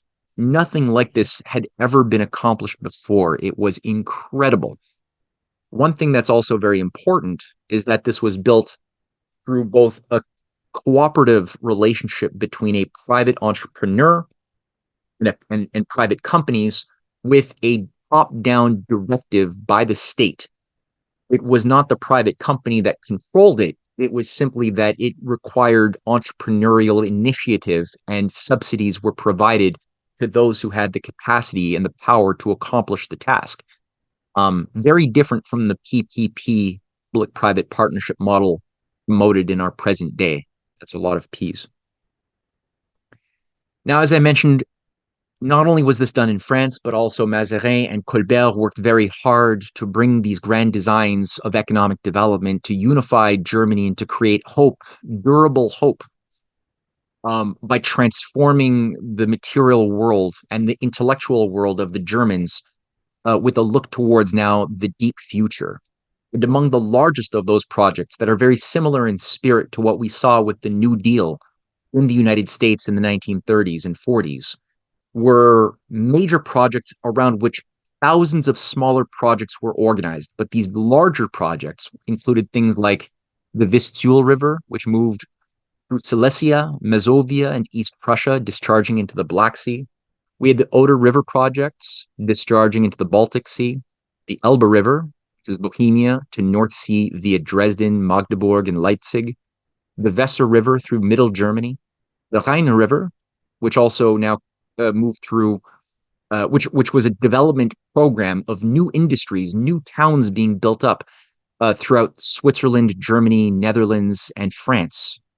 So again, the idea was really think about transforming the world, creating and also creating an opportunity, build new talents, new divisions of labor, new schools that had to be created to promote and to create the educated engineers and specialists, the tradesmen who would go to work in doing this. Um, it was revolutionary. And here's just simply an image of some of those projects which were continued by the figure of Wilhelm Friedrich I, father of Friedrich the Great, the second, who picked up the slack and advanced many of these projects of Colbert in Germany that are outlined in the graph there above, some of which had taken over 300 years to finally complete. Um, so, yeah, I think that this just demonstrates the essence of practical, material, and metaphysical moral worlds. This is the Rhine-Main-Danube Canal, begun by Colbert, continued by Friedrich I, and only finished a few decades ago. That was another industrial revolutionary project that took so long, 3 centuries to actually finish.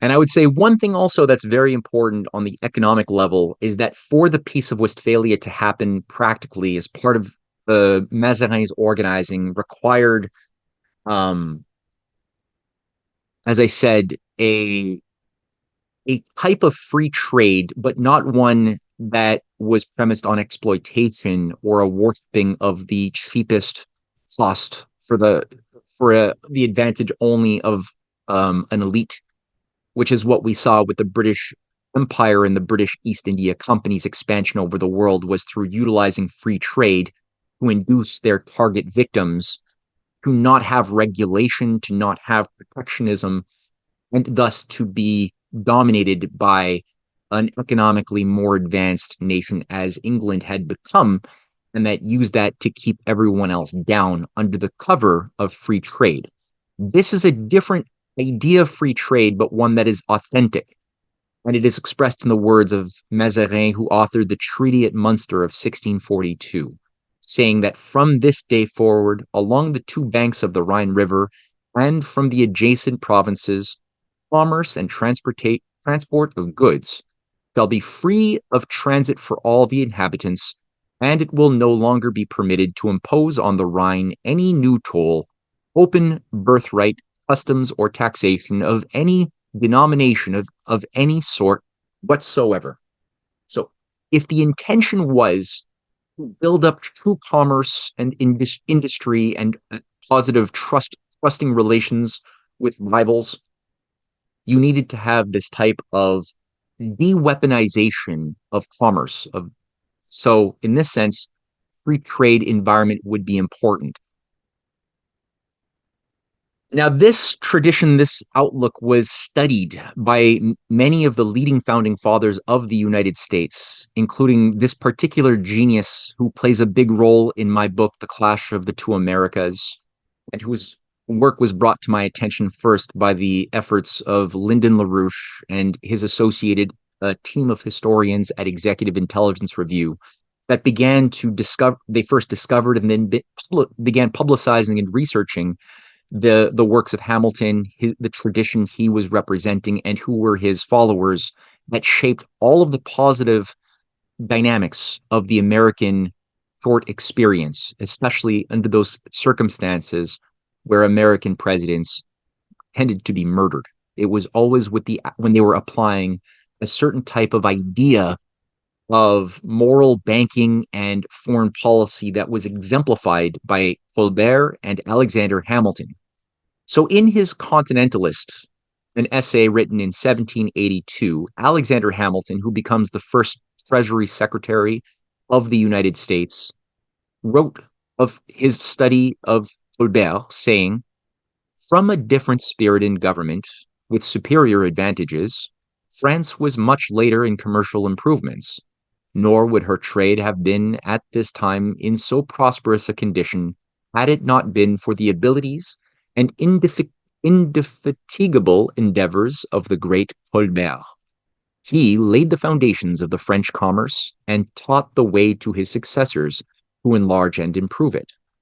The establishment of the woolen manufacture in a kingdom where nature seemed to have denied the means is one among many proofs how much may be effected in favor of commerce by the attention and patronage of a wise administration. The number of useful edicts passed by Louis XIV and since his time, in spite of frequent interruptions from the jealous enmity of Great Britain, has advanced that of France to a degree which has excited the envy and astonishment of its neighbors.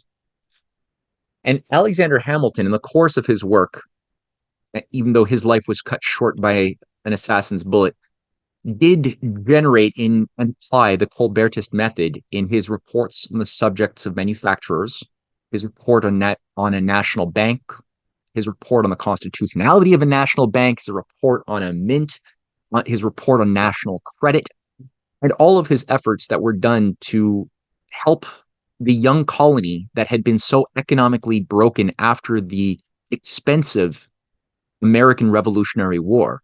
The colonies, the new states were each individually bankrupt. They were not unified amongst each other. Some had slaves and some did not. Each one was fighting each other. There was no ability to execute taxation or to even levy a protective tariff. There was thus no ability to have a nation. There was really only 13 separate states that were at war with themselves.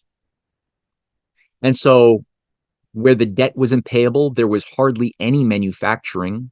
There was only an addiction to energy, labor-intensive agriculture, cotton exports, wheat, tobacco, but industry, textiles were there was very little.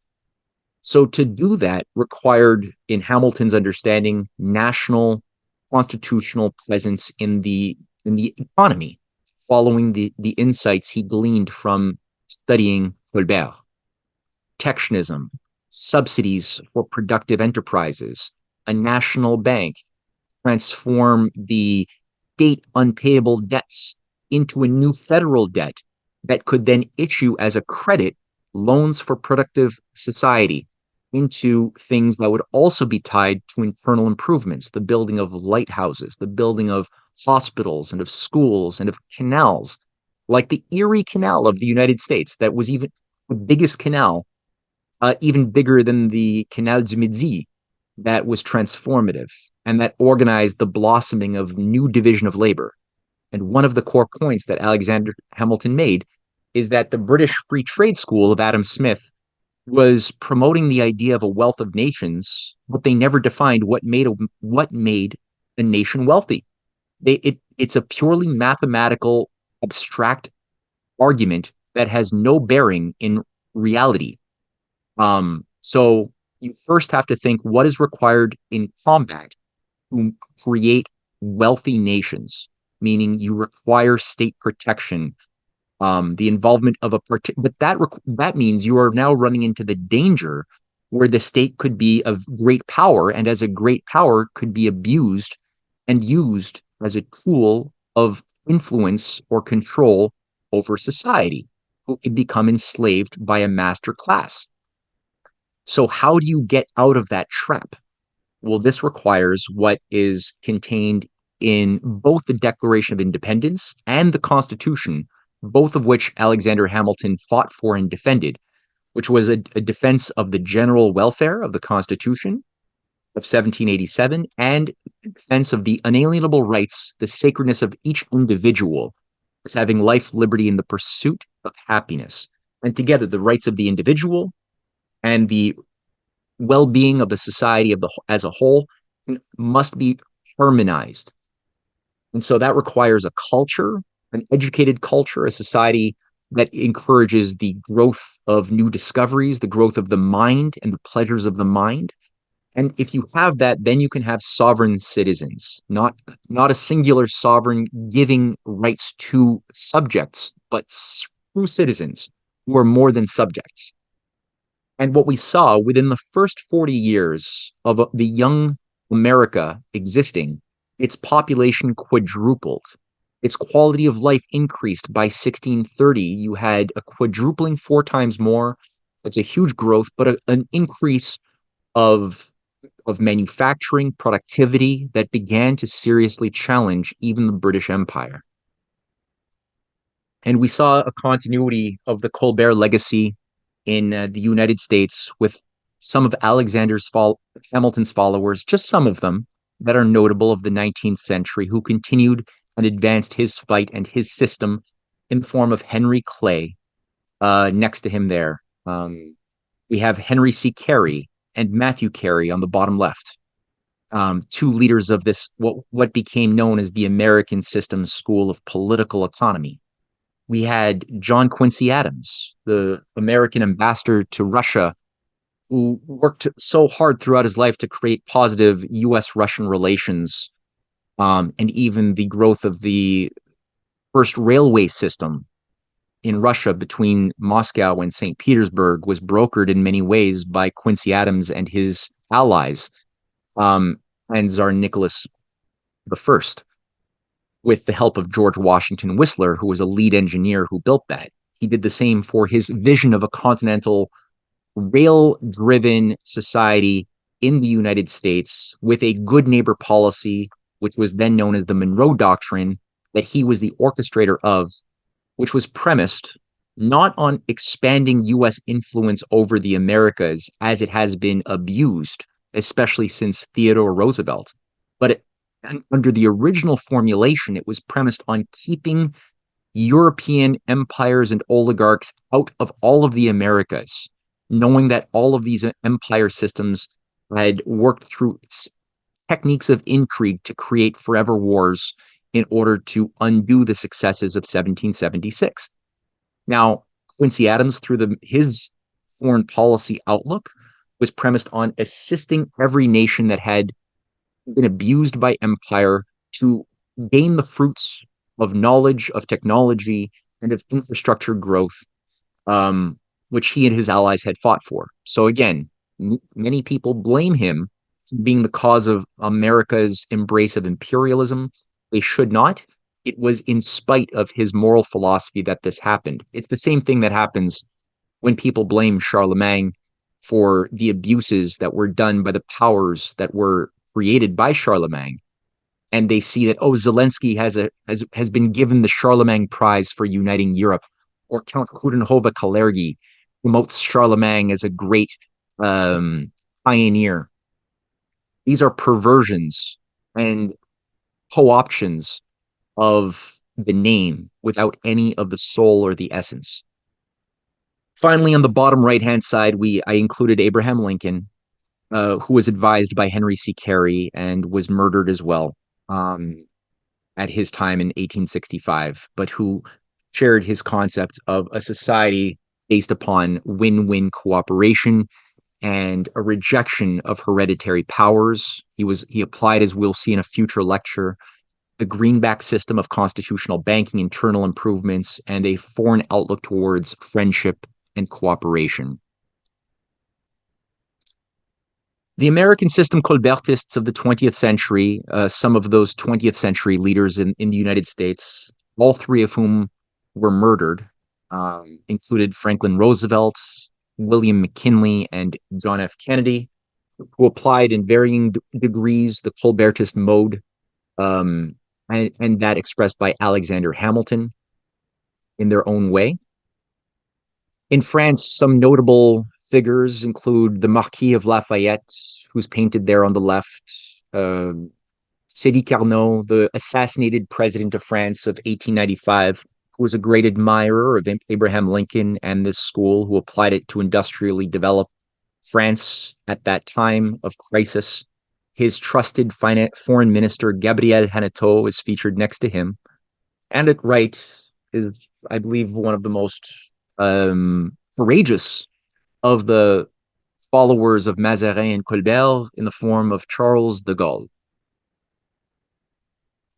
In Russia, there are many, and I could have included so many more, but I just chose for the sake the several faces featured here of the great liberator, Tsar Alexander II, who invited in American advisors and economists and engineers to work together after saving America during its own civil war to assist Russia in applying Lincoln's program involving a protective tariff, um, national directed credit state banks that would be designed to force private investors to have their economic returns tied not to speculation, but to real measurable outcomes in the physical world.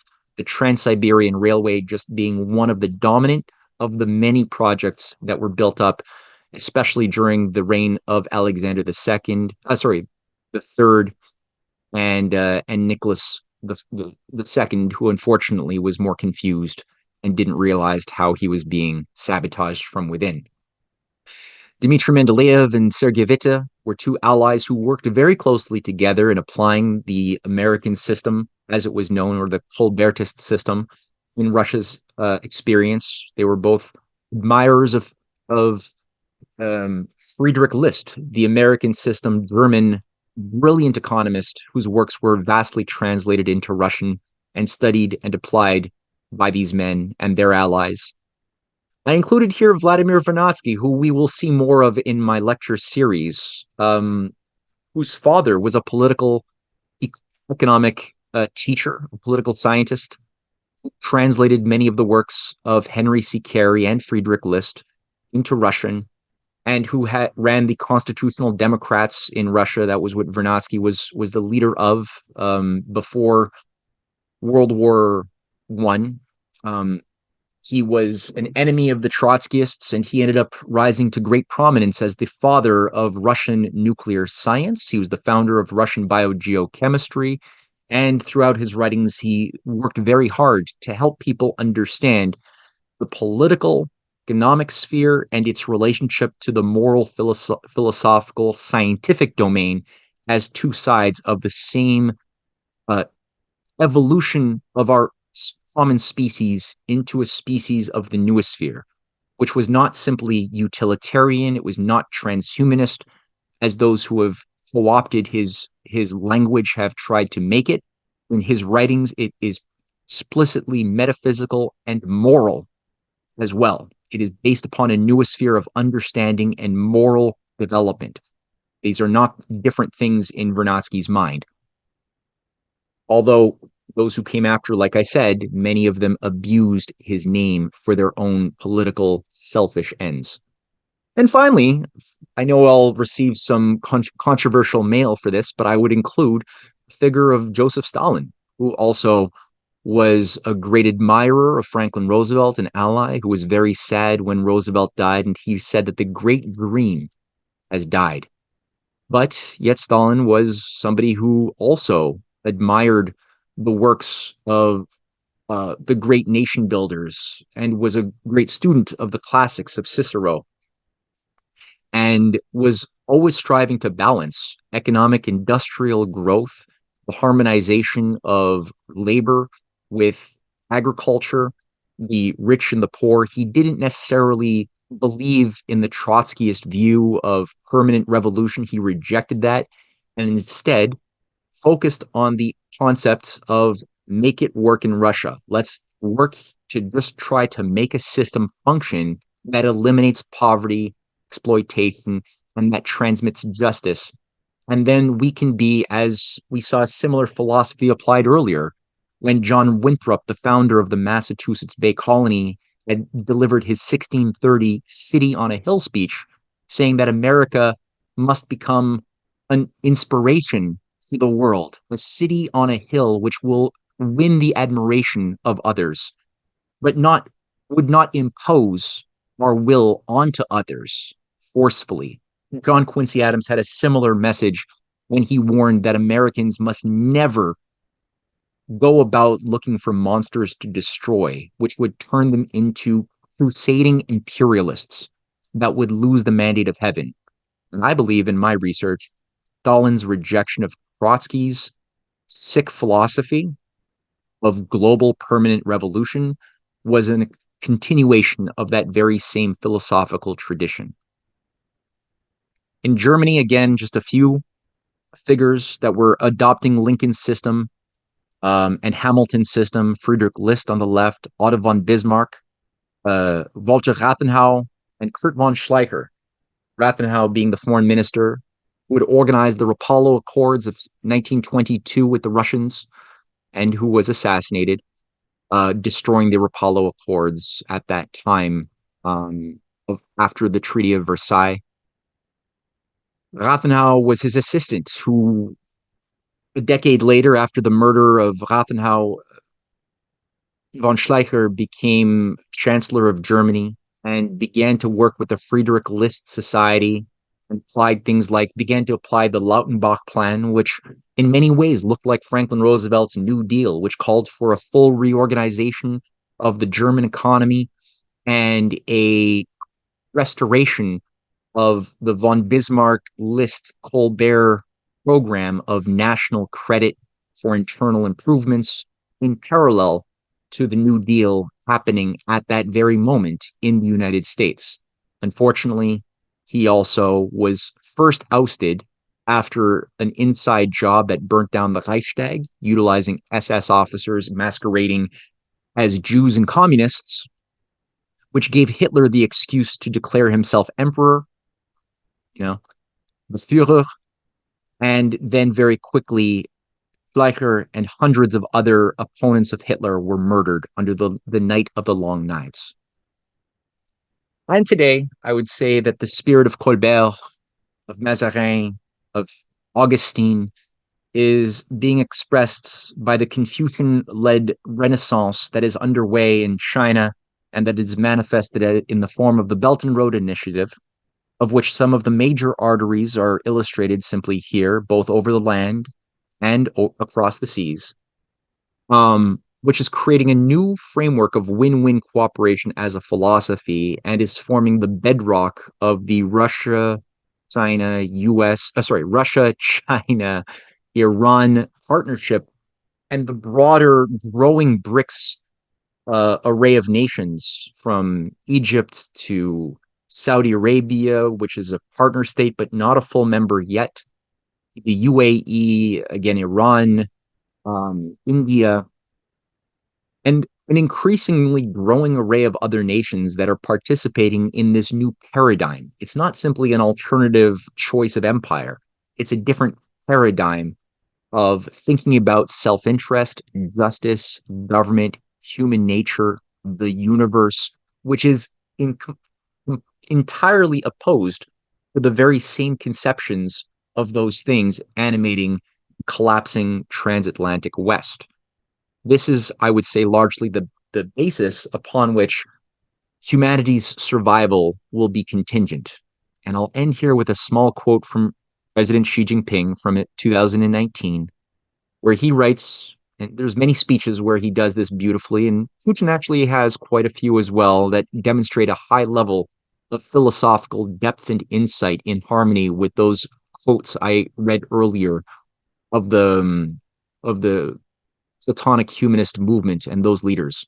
But Xi Jinping, a Confucian, writes, of the problems confronting the world economy, none can be resolved by a single country alone. We must all put the common good of humanity first, rather than place one's own interest in front of all. I have faith in the bright prospects of China's economic development. China's development, viewed through the lens of history, is an integral part of the lofty cause of human progress. The Chinese civilization has always valued peace under heaven and harmony among nations. Let us all work in that spirit and contribute to an open global economy and to a community with a shared future for mankind.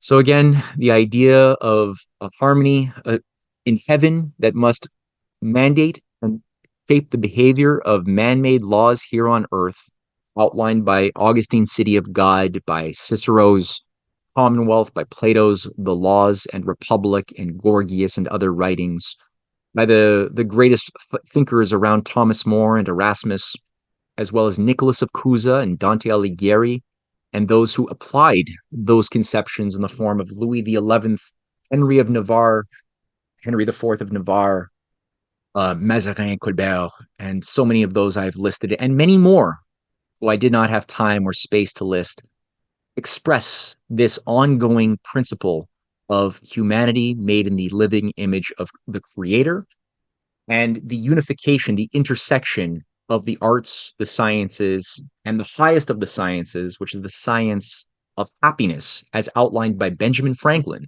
in the form of the science of political economy. And that, I believe, when you take into consideration also the works of Lyndon LaRouche, represented by in a living way. I believe the spirit is being maintained well by Sergei Glaziev, a student of Mr. LaRouche's writings and considerations on economics. This is required to be readopted if we are to avoid a new prolonged dark age for all mankind. So, without further ado, I'll wrap up this class, thanking everyone for sharing their time with me and looking forward to continuing this journey in lecture number 6 coming soon.